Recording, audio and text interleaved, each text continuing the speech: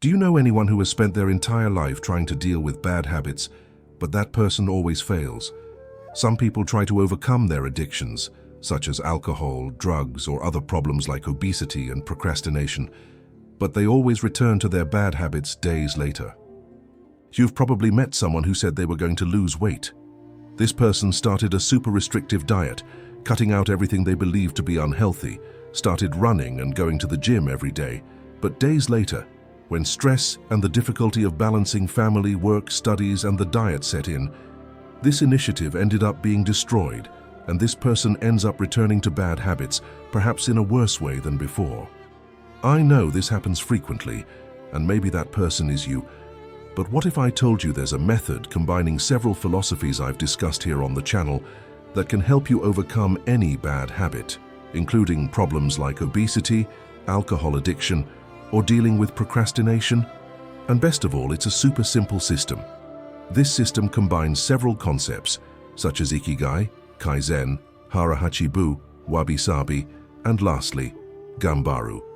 But I need to warn you that this system goes against what many productivity coaches teach about change. It goes against what motivational gurus try to sell us every day, and it will require you to do something that seems ridiculously small, so small that you'll think it doesn't work, until it works. Before I show you exactly how this system works, I invite you to subscribe to the channel, like the video, and comment on which habit you most want to change in your life. I receive many comments from people who have applied what we teach on this channel to their lives and have experienced real changes, and I am happy to read each of your feedback. Actually, the idea for this video came from a comment I read where a subscriber asked me for help overcoming obesity. So I made this content focusing more on obesity, but what I'm going to teach here can be applied to any area of your life. Thank you so much for your attention. I love all of you who follow me here. Now back to the video. Chapter 1. The Day Everything Changed. Today I'm going to tell the story of a man named Christopher. Christopher was 40 years old, weighed 142 kilos, and was dying slowly without realizing it. He wasn't a bad guy. He'd worked as a stock manager in a warehouse for 15 years. He woke up at 5 a.m. and got home at 7 p.m. 2 kids, a wife, bills to pay. The typical lower middle-class guy who supports his family and forgets he has a body. His diet, whatever he had time to eat. Breakfast in the car, lunch at his office desk, dinner watching TV because he was too exhausted to sit at the table with his family. Weekends were pizza, beer, and the couch. He deserved it. After all, he worked harder than a mule. His body began to give the first signs that something was wrong, but he ignored them. Climbing the stairs was exhausting. Tying his shoes became an engineering challenge. He had to sit down, hold his breath, strain his stomach. The children asked to play tag, and he made up excuses. His wife suggested a walk in the park, but he was too tired. But you know what hurt the most? It wasn't the numbers on the scale. It was the look in his 7-year-old daughter's eyes when she stopped asking him to play. She had learned that her father didn't play, and Christopher saw that, felt that, and did nothing, because he had already tried to change before. 3 times. He went to the gym for 2 months but stopped. He followed a low-carb diet for 3 weeks but gave up. He went for a morning run for 5 days, but stopped that too. He had arrived at that dangerous place where most people die without dying. Acceptance of defeat. That's just how I am. I've always been fat. It's my genetics. My metabolism is slow. I don't have time. Until the day your body says, enough. It was a Saturday morning. Christopher was playing in the backyard with his 9-year-old son. No, he wasn't playing. He was sitting in a plastic chair watching the boy play ball alone. The son kicked the ball far away. It landed in the neighbor's flower bed. "Dad, can you get it for me?" Christopher stood up. He walked to the flower bed. He bent down to pick up the ball, and he couldn't get up. Not because he was in pain or injured. He simply didn't have the strength in his legs to lift his own body weight. He lay on all fours on his neighbor's flower bed, sweating, trying to get up, while his 9-year-old son watched silently. The neighbor had to help him get up. This might sound absurd to you watching, but believe me, there are people who go through this kind of situation where they can't perform basic daily tasks. That night, Christopher sat on the edge of the bed and cried. He cried because he was 40 years old and needed help getting up. He cried because his son had seen it. He cried because he realized he was building a memory in that child's mind. My father was weak. His wife entered the room. She didn't say anything. She just hugged him. And then she said, "You need help, Chris, really." On Sunday morning, he called the only friend who had lost weight and kept it off. A guy named Marcus who had lost 30 kilos and looked different, not just thinner, more complete. "Marcus, I need help. Did you go to the doctor? Did you take any medicine? How did you do it?" Marcus paused. "I did go to a doctor, yes, but not the kind of doctor you're thinking of. He didn't give me medicine. He gave me a philosophy." "Philosophy doesn't make me lose weight, Marcus." "Chris, you're wrong," Marcus replied. Chapter 2. The Japanese Doctor. The following Tuesday, Christopher sat in a minimalist consultation room that didn't look like a doctor's office. No anatomy posters, no hospital smell, just a wooden table, 2 chairs, and a huge window overlooking the garden. Dr. Takeshi Yamamoto entered. About 65 years old, thin, erect posture, calm movements. He didn't look like a doctor. He looked more like a monk. "Christopher, tell me what brought you here." Chris told him everything. The weight, the tiredness, the children, the shame, the flower bed. When he finished, he expected to hear about diet, exercise, blood tests. Dr. Yamamoto didn't turn on his computer. He didn't take out any prescriptions. He simply said, "Tell me something. How many times have you tried to lose weight?" 3, 4 maybe. "And how long did each attempt last?" 2 months at most, usually a few weeks. Dr. Yamamoto nodded. "Do you know why it failed?" Christopher started the list that everyone talks about: lack of time, genetics, metabolism. The doctor raised his hand, interrupting. "No, you failed because you tried to win a 40-year war in a 2-month battle. Your body took 40 years to reach this weight. Your mind took 40 years to build these habits. And you think you can undo that in weeks?" Silence. "Christopher, I'm going to make you a proposition. I'm going to ask you to make a change today. A change so small that you'll think I'm kidding you. So small that it will seem pointless. Do you accept?" Chris was desperate. "I'll accept anything." "Great. From today onwards, every day when you wake up, before doing anything else, you're going to drink a glass of water. That's all. A glass of water." Christopher waited the rest. He didn't come. "Just that? A glass of water?" "A glass of water every day for 2 weeks, nothing else. You can continue." "A glass of water every day for 2 weeks, nothing else. You can continue eating pizza, drinking beer, watching TV. Just add that glass of water in the morning." "Doctor, with all due respect, I need to lose about 50 kilos. A glass of water won't do it." "You're right. A glass of water isn't going to make you lose 50 kilos. Dr. Yamamoto leaned forward. "But it will do something much more important. It will prove to you that you can keep a promise to yourself. And that proof is the only thing you really need right now." Christopher left the doctor's office confused. He paid $200 for a consultation, only to be told he needed to drink water. He was even annoyed, but something Dr. Yamamoto said kept nagging at me. A promise to yourself. How many promises had he broken? How many Mondays had he sworn he would change, only to give up by Wednesday? If he couldn't trust himself, how could he possibly change? That night, he filled a glass with water and left it on his bedside table. The next morning, when the alarm clock rang at 5 a.m., he saw the glass. He drank it. Simple as that. Day 2, same thing. Day 3, also. On day 7, something different happened. He woke up before his alarm clock, and the first thing he thought was, "Where's my glass of water?" His brain began to expect it. On the 14th, he returned to the doctor's office. Dr. Yamamoto asked, "Did you drink water every day?" "How do you feel?" "Honestly, a little silly. I didn't lose any weight, but I don't know, I did it. I did something for 2 whole weeks." The doctor smiled. "You've just learned the first principle of Japanese philosophy that will change your life. It's called Kaizen, continuous improvement through microscopic changes.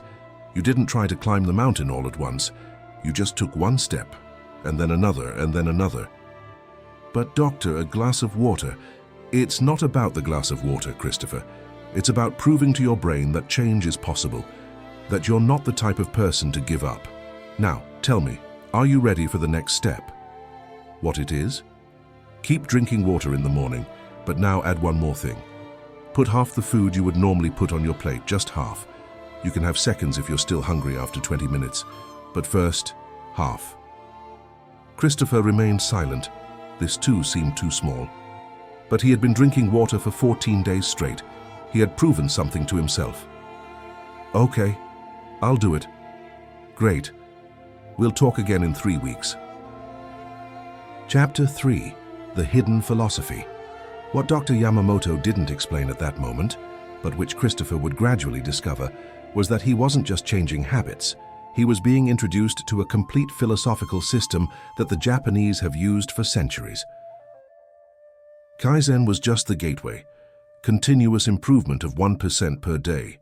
The idea that you don't need to be perfect tomorrow, you just need to be 1% better than today. And if you improve 1% per day for a year, you don't improve 365%. You improve 3,778%. It's exponential math. One of the secrets behind introducing these small habits is that they are keystone habits.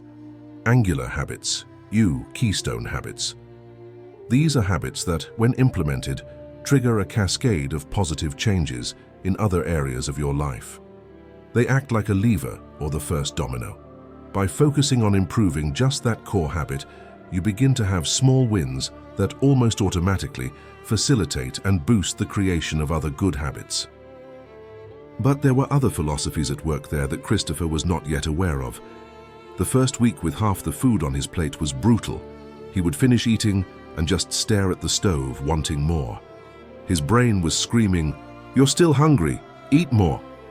But then he remembered Dr. Yamamoto's words. Wait 20 minutes. If you're still hungry, eat more. Do you know how many times in 3 weeks he went back to eat more after 20 minutes? Twice. Because his body wasn't hungry. It was just spoiled. Dr. Yamamoto was teaching him about HARA HACHI BU without mentioning the name yet. It's the Okinawan principle of eating until you're 80% full. The idea is that your stomach takes 20 minutes to signal to your brain that it's satisfied. If you fill your plate and eat quickly, you go past that point and only realize it when you have a stomachache. At the next appointment, Christopher had lost 3 kilos. It's not about the weight, Dr. Yamamoto said. It's about the direction. You're going in the right direction. For the first time in 40 years, your body is moving where you want it to go. I feel different, Christopher admitted. Not just lighter. I feel in control. Because you are. Now, the next step. You're going to add movement, but not in the way you're thinking. No, you'll walk from your door to the mailbox and back every day in the morning after your water, before getting in the car for work. Christopher laughed. Doctor, the mailbox is 20 meters from my door. This isn't exercise. It's not about exercise. It's about creating the habit of movement. Your body has forgotten that it was made to move. You're going to remind it gently. 20 meters today. Next week, maybe you'll want to go to the corner. But today, just to the mailbox. Christopher did what the doctor told him to. Water in the morning, half his food. Walk to the mailbox. On the 3rd day of the walk, his 7-year-old daughter saw him leaving. Dad, can I come with you? They walked together to the mailbox. She held his hand. She talked a little about school and her best friend, things she never told him because her father was always too tired to talk. When they returned, she asked, "Can we do this every day?" The following week, Christopher started going to the corner store, not because the doctor told him to, because his daughter wanted him to. And for the first time in years, he succeeded. Without shortness of breath, without back pain, he could do it. By the end of the 2nd month, he had lost 8 kilos. But the real change wasn't on the scale. It was in the mirror. Not in the body he saw, but in his eyes. There was a light there that hadn't been there before. During the consultation, Dr. Yamamoto asked, "Christopher, tell me something. Why are you doing all this?" To lose weight? No. Why are you really doing this? What is the underlying reason? Christopher thought. For the first time, he really thought. I want to see my children grow up. I want to walk my daughter down the aisle someday. I want to have quality time with my wife. I want to feel worthy of myself. Dr. Yamamoto nodded. That's your Ikigai, your reason for living. The Japanese believe that everyone has an Ikigai, a purpose. Your Ikigai isn't about losing weight. It's about being present for your family. Weight is just the obstacle between you and your purpose. That changed everything. Because now when Christopher didn't want to wake up early, he didn't think about water or dieting. He thought about his daughter holding his hand. When he wanted to fill his plate, he didn't think about calories. He thought about walking her down the aisle. Purpose is not motivation. Motivation fades. Purpose is fuel that never runs out. Chapter 4. The First Fall. 3 months later, Christopher had lost 14 kilos. His clothes started to feel loose. Co-workers asked what he was doing. Just a few minor adjustments, he replied. But then came Thanksgiving Day. You know how it is. A table full of food. Turkey, mashed potatoes, pumpkin pie, pecan pie. The whole family gathered, everyone serving enormous plates, and Christopher tried to fit half of it on his plate. His mother asked, "Is that all? Are you sick?" The brother-in-law, "Dude, it's Thanksgiving. Forget the diet for a day." Social pressure is a silent killer of change. Everyone wants you to go back to being who you were because your transformation makes them uncomfortable about who they are. Christopher gave in. He filled his plate. He ate until he couldn't eat anymore. He felt that horrible sensation of being too full, of having failed. That night he looked in the mirror and thought, "Damn it, I broke the streak. I'm going to give up like I always do." The next morning he didn't want to drink water. He didn't want to walk.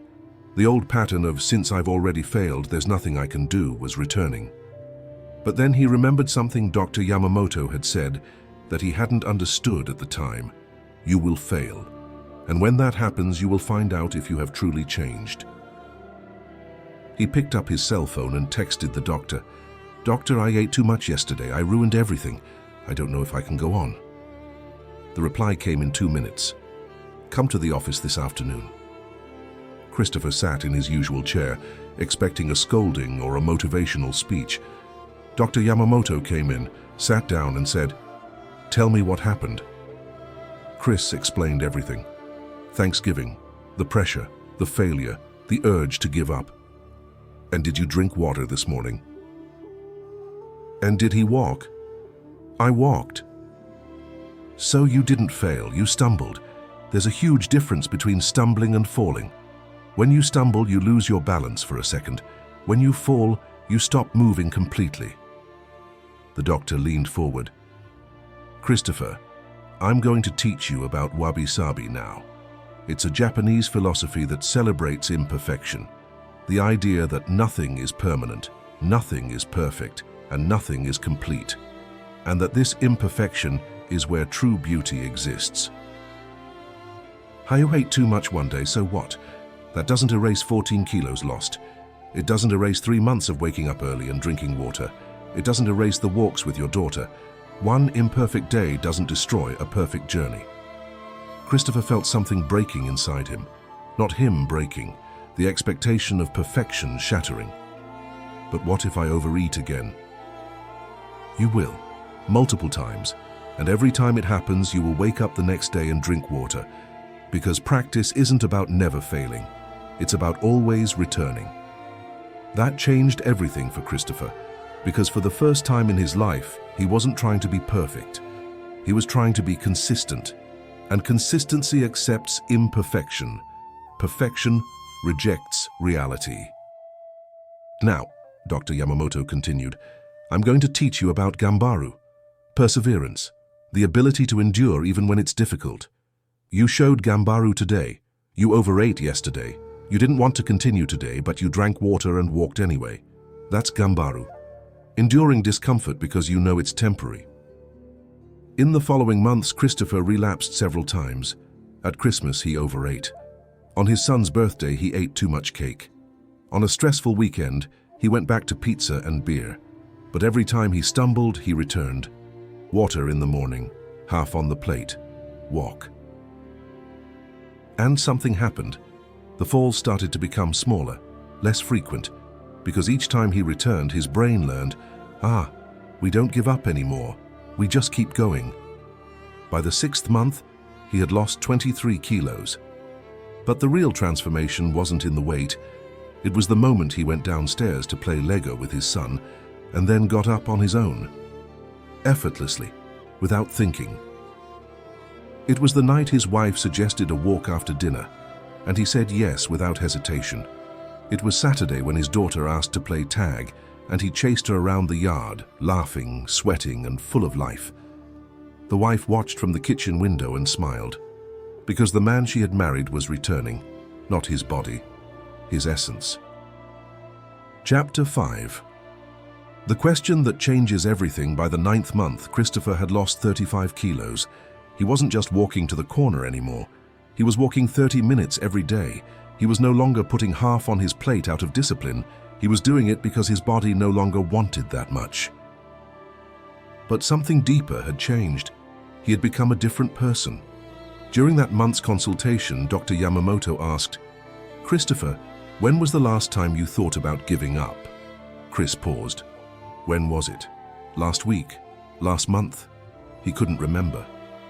"I don't know, it's been a while." You know why? Because you stopped trying to change and started living differently. It's no longer about effort, it's about identity. You're no longer a fat guy trying to lose weight. You're a guy who takes care of himself. That's the difference between temporary change and permanent transformation. The doctor pulled out a piece of paper and drew 5 connected circles. Everything I've taught you in these 9 months can be summarized in these 5 philosophies. Ikigai, you've discovered your purpose. It's not about losing weight, it's about being there for your family. Kaizen, you improved 1% per day. Water, food, movement, small changes that accumulated. HARA HACHI BU, you have learned moderation. Eat up to 80%, not up to 120%. WABI-SABI, you accepted imperfection. You stumbled many times and always returned. GAMBARU, you held on. On the tough days, you didn't give up. You just did the bare minimum to maintain momentum. Christopher looked at the paper. Those 5 words explained his entire transformation. "Doctor, can I take this?" You can. But I want you to understand one thing. This isn't a weight loss system, it's a lifestyle system. You can apply this to anything you want to change. Career, relationships, finances, anything. Chapter 6. The moment of truth. In the 12th month, Christopher went for a routine blood test. He hadn't had one in years because he was afraid of what he would find out. The doctor at the health center came in with the results and stared at the paper with a confused look. "Christopher, have you started any new treatment?" "Why? Your cholesterol has dropped. Your blood pressure is normal for the first time in years. Your blood sugar is very good. What are you doing?" Christopher laughed. "Drinking water in the morning." The doctor didn't get the joke, but Chris did, because it hadn't happened because of the water. It had happened because of 365 days of making small, better choices. A glass of water doesn't change your cholesterol, but 365 glasses of water, plus 365 plates with half the food, plus 365 walks. A completely different body. He went home that day, took off his shirt, and stood in front of the mirror. For the first time in 20 years, he looked at his own body without shame. He didn't have a six-pack. He still had loose skin in some places. He still had about 15 kilos to lose to reach his ideal weight. But do you know what he saw? He saw a man who had kept a promise to himself, every day, for an entire year. By the 18th month, Christopher had lost 52 kilos. He weighed 90 kilos. He wasn't the thinnest man in the world, but he was healthy, strong, present. His daughter turned 9. They had a party in the park. The children were running around playing tag, and for the first time Christopher ran after them. One of the parents at the party asked, "Dude, how did you lose all that weight?" Christopher considered talking about Japanese philosophies, about Kaizen, Ikigai, HARA HACHI BU, but he decided not to complicate things. One step at a time. literally. That night, after the party, he was lying in bed with his wife. She said, "Do you know what I love most about your transformation?" "What?" "It's not that you lost weight. It's that you came back. The man I married, the father our children deserve. You were here physically, but you weren't present. Now you are." Christopher held her hand. "I almost gave up so many times." But he didn't give up. "No, I haven't given up." A Stanford University researcher studying habit formation discovered that most changes fail not because people are weak, but because they try to change too quickly. The human brain is programmed to resist drastic changes because it interprets them as a threat. But when you introduce microscopic changes, less than a 1% difference per day, the brain doesn't trigger the resistance alarms. You essentially hack your own nervous system. Another study on longevity in Okinawa revealed the populations that live the longest in the world do not follow radical diets. They follow simple principles: moderation in eating, constant movement, a clear purpose in life, acceptance of imperfection, and perseverance in the face of difficulties. These 5 characteristics appear consistently in all blue zones of the world. A neuroscientist at the University of London who studies self-discipline explains, willpower is a limited resource. It depletes throughout the day. But when you transform behaviors into identity, when you stop trying to do and start being someone who does, you no longer need willpower. The behavior becomes automatic because it's part of who you are. But here's the part nobody tells you about real transformation. Christopher didn't stop at losing 52 kilos because the system he learned wasn't about losing weight. It was about building a life. In his second year, he applied Kaizen to his career. 1 small improvement per day at work. He was promoted to regional manager because he started applying the same principles. In their third year, he applied Ikigai to the relationship. He discovered that his purpose with his wife wasn't just being married. It was to build a partnership where they both grew together. They started taking nighttime walks together, having real conversations, planning for the future. Their daughter is 12 years old now. The other day she said, "Dad, do you remember when you couldn't play with me?" "I remember. Me too. But you know what I remember most? The day you started walking with me to the mailbox. That's when I knew you were going to be okay." Christopher realized at that moment that his transformation hadn't been just his. It had been the whole family's. Because when you change, you give permission for everyone around you to change too. His son, who is now 14, started waking up early to exercise, without anyone telling him to, because he saw his father doing it. His wife started meditating, because she saw that change was possible. Transformation is not contagious. It is permissive. It grants permission. Chapter 7. The Complete System.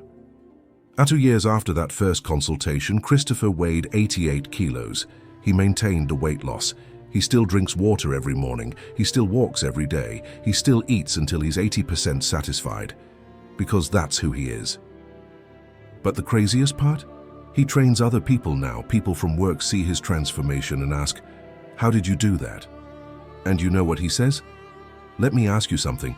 What's the smallest change you can make today?"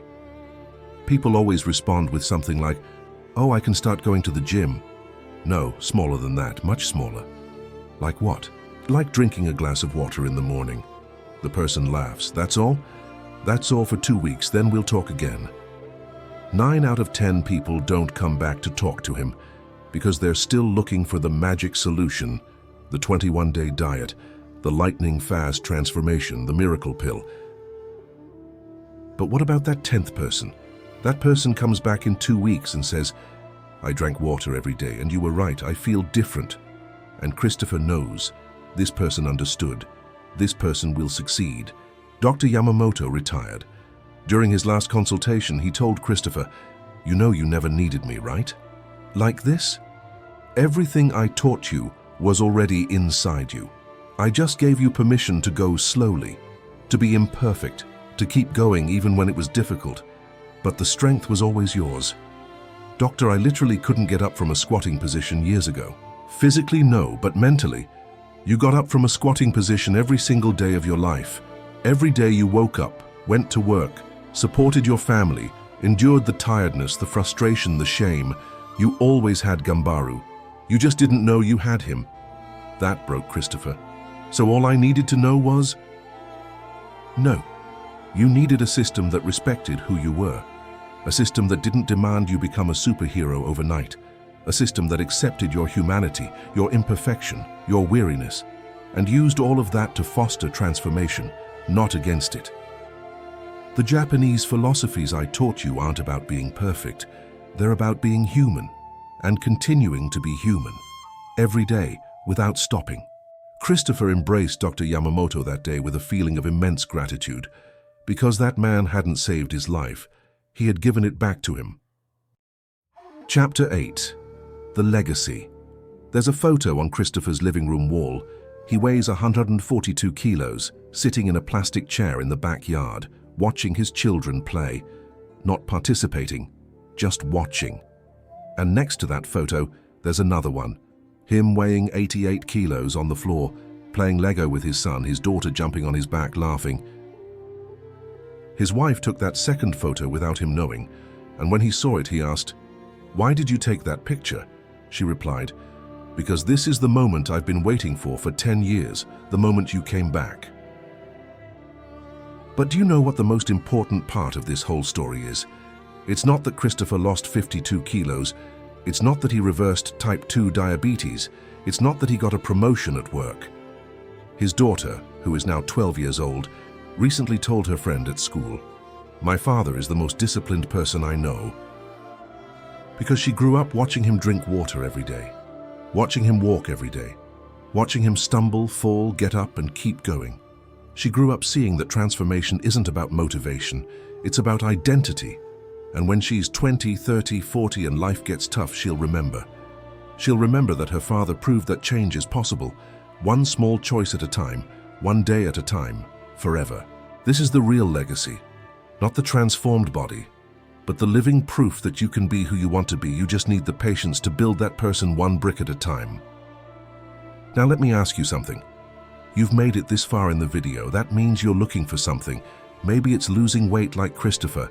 Maybe it's another addiction. Maybe it's just the feeling that you're not living the life you should be living. You might be thinking, "This doesn't work for me. My situation is different, more difficult, more complicated." You're right. Your situation is different, but the system is the same.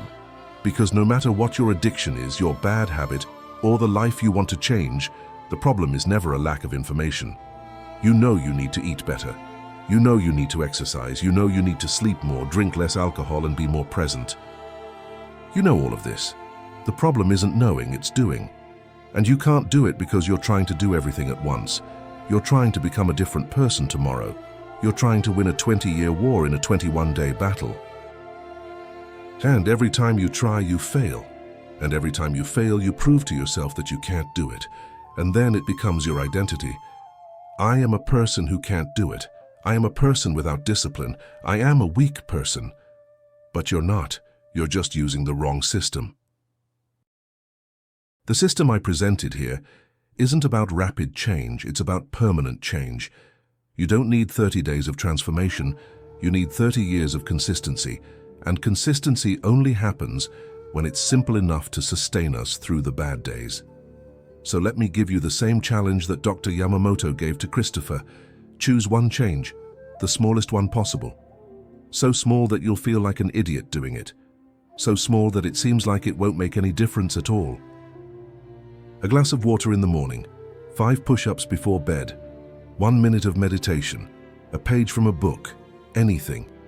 But it has to be so small that you can't use an excuse not to do it. And do this for 2 weeks. Don't try to add anything else. Don't try to speed things up, just do this one small thing every single day for 14 days.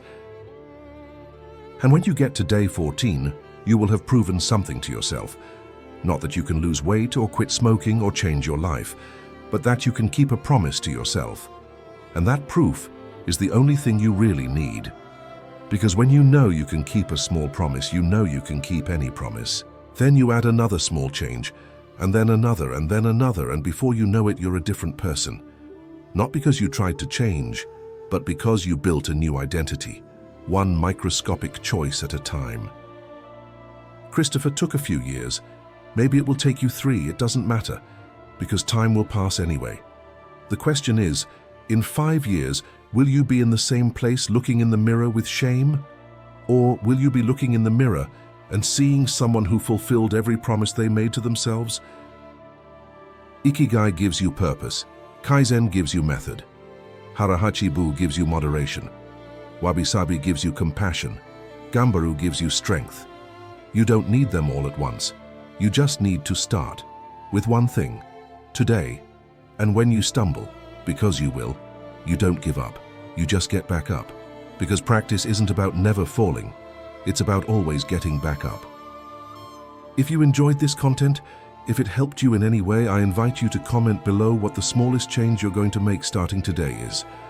Don't tell me your complete transformation plan. Just tell me the first thing, the smallest one, the one you're going to do tomorrow morning. Because when you write it publicly, you've just made your statement. You've turned an idea into a commitment. And public commitment is where change begins. I'll make an effort to read every comment. And in 2 weeks, I'll come back here to see who followed through, who drank the water, who did the push-ups, who took the first microscopic step towards becoming the person they want to be. You don't need to be perfect. You just need to start. If you've watched this far, thank you so much for your attention and your time. This means you are truly committed to your transformation. See you in the next video. And remember, be present, walk with honor, follow the path.